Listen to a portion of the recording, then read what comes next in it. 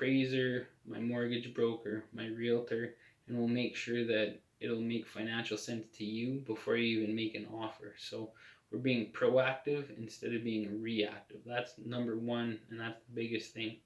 When I was looking for a realtor myself, I joined RAIN, Real Estate Investment Networking. They always said make sure that your realtor is also an investor, because then they're going to understand.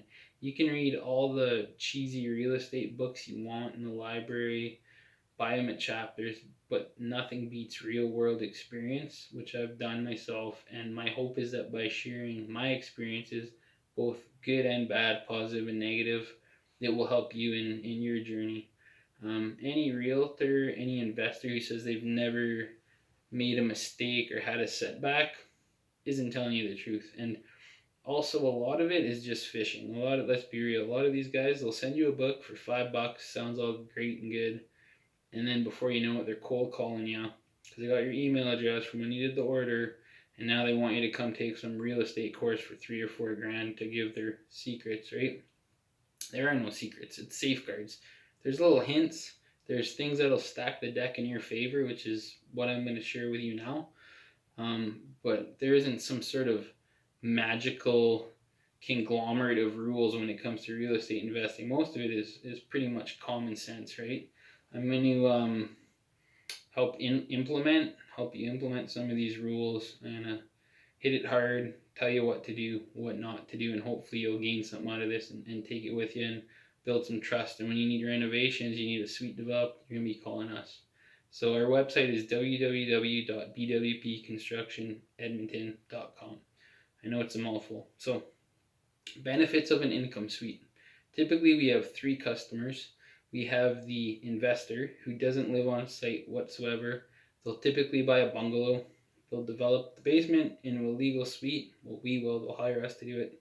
And then we'll renovate the main floor. So you have 2 separate suites, 2 separate entrances, and you'll probably rent out the main floor for $1,400, basement for $1,200, rent that double detached garage for $200, covers your bills and then some. You're going to cash flow. You're going to make probably $400 or $500 a week, even $300-400. As long as it's making some money, you're happy, because in 25 years, that sucker's paid for and you're laughing. That's the first client. Second client, they will live there, live on site. They'll either be in the basement, renting out the main floor, or vice versa. They'll be on the main floor, renting out the basement. That's their client. And either way, it's a win-win scenario, right? You can't go wrong. It's great for income help. Things happen. People lose their work. If you're living in the basement and you're renting out your main floor, that's basically covering your bills, covering your mortgage. So at least it's a safeguard for the worst case scenario. And the other thing, reappraisal amounts and equity. So when we do these suites, it increases your resale value huge. It's massive. Usually, not only for a client, when I do my own, so I will go put down my down payment, my 20%. I'll do my reno. Then at the end, when I'm done, I refinance it. I borrow that equity. And typically, when I borrow that equity, when I'm done, that will actually reimburse my costs for my down payment and my reno. And then you just roll it in the next one. Just keep it going. Eventually, you hit 5 mortgages. You got to do commercial lending. It's a whole other ballgame. That's all I need. 4 or 5 properties, up and downs, 8 or 10 doors. I'm happy. That's my retirement savings, because I don't have a pension like anybody else. I'm self-employed, so I got to make my own way. So in 25 years, when those suckers are paid for and I'm ready to retire, that's what I'm going to live off of. Maybe I'll live off the rental income. Maybe I'll sell it. Don't know, but we'll see. So I highly, highly recommend these legal suites to you. Also, do legal. Don't chintz out. Don't be a slumlord and put some crappy kitchen in a basement. You're going to get burned. So the city of Edmonton actually has a group of people that work downtown. They will go on Kijiji or Rent Finder. They'll see your ad. Your address will be on there. They will cross-reference it with their system. They see that you don't have a legal suite. They'll serve you a notice. And in that notice, they'll say, hey, we're going to conduct a secondary inspection in 90 days, whatever it is, 120. And you got to either legalize this suite or decommission it, which basically means get the appliances out of there. The 220 in the wall for your stove, you got to cap it, put a plate over it. So they're on it. They are on it. And the thing is, you don't get the resale value if you have a they say illegal to scare you, but a non-compliant suite, right? Do it legal, spend the money, do it right. It'll pay dividends because you're going to have that rental income. You can sleep at night. It meets fire code. You don't have to worry about lawsuits. And the biggest thing is resale value. You're going to, if you ever want to flip that thing, sell it, you're going to get your money back a few times over. Now, flip or buy and hold. Personally, again, I like to buy and hold because I'm looking at the long-term game. Some people prefer flipping. That works too. Investors, they don't like their money typically tied up for a long period of time. If it's sitting stagnant, it's not helping them. They're not making anything. So some of them, they just want to pull it out, their initial investment, pull their profit, and then roll it over in the next job. That's fine too. Whatever works for you. My humble opinion, it's better to hold it right now long term because the economy, resale values aren't great. Right now you get for a properly done legal basement suite and a main floor reno and all the exterior done up proper, new shingles, all that, you're looking at, I'd say 410, 420 typically for 3-bedroom up, 2-bedroom down. In good times it'd be more like 440, 450, 460. Plus you got to pay your realtor. So in my opinion, you're better to hold it, pay down that mortgage. In 4 or 5 years you'll be in a way better position to sell. You'll make more money. Your mortgage will be paid down further. You'll have more money in your jeans. So my take, you do what you want, completely up to you, and just full disclosure. Now, do you want a turnkey property or do you want to buy a fixer-upper and hire us to do a major renovation? Obviously, myself, for my own stuff, I want grandma's house. I want an original 1960s bungalow. If there's some built-in value that no one else sees, it's there, but it's not all that obvious. Maybe they replace the windows and put in vinyl windows. They got newer appliances. Those are huge cost savings. So if I can find a house like that, I'm laughing. Everything else I want original because I'm going to be essentially gutting it and redoing it. New flooring, new doors, baseboards, casings. Sometimes we got to retexture the ceiling because they smoked in it and it's freaking yellow now. New cabinets, countertops, tile backsplash. Basically, we're redoing it, so I don't want to pay for value that isn't there because I'm just going to rip it out anyway. So I want original. So that's what I look for. Grad suite or basement suite. A lot of builders now, because the city is doing such a good job of I wouldn't say pushing, of allowing people to do these basement suites and garage suites. The city of Edmonton specifically realized there's a need for affordable housing. They would rather keep it in an area that's already developed because you already have the infrastructure, the public transit, the rec centers, the roads, the services. As the city sprawls out and expands and plops up around the Henday, that costs everybody money. That costs the city money. More roads to build, more roads to maintain. So they would rather keep it centralized and within the city. So that being said, they even have a Cornerstone grant program where you can apply for up to a $25,000 reimbursement for the cost of your renovation. There's some stipulations. You can check it out on the Save Edmonton website. You have to live there for 5 years. You have to rent medium or lower, charge a medium or lower amount of rent per month. So there are some stipulations. You got to submit paperwork, but it's still worth it. Anyway, moving on. So there's a real high demand, and the city is working with builders and working with people to get these suites done, which is great. There's grad suites, there's basement suites. Rosenthal Griesbach was the first major development I know that was zoned to do grad suites. A grad suite costs quite a bit more. It's about 120 grand and up. That's for a new build, if the builder's doing it while they're building your home.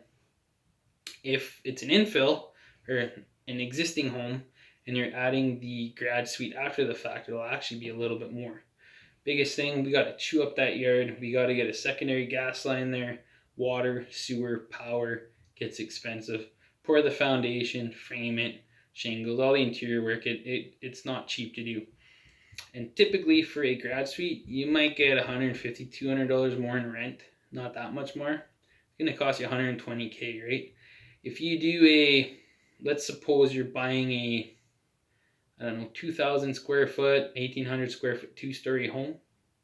Your basement's 900 square foot, maybe 800.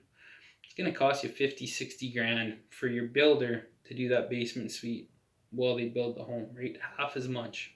60 grand versus 120. You rent out the basement for 900 or you rent out the garage for 1,100, right? I would take the basement suite all day long. Only thing, when you do that basement suite, make sure they do proper insulation and resilient channel.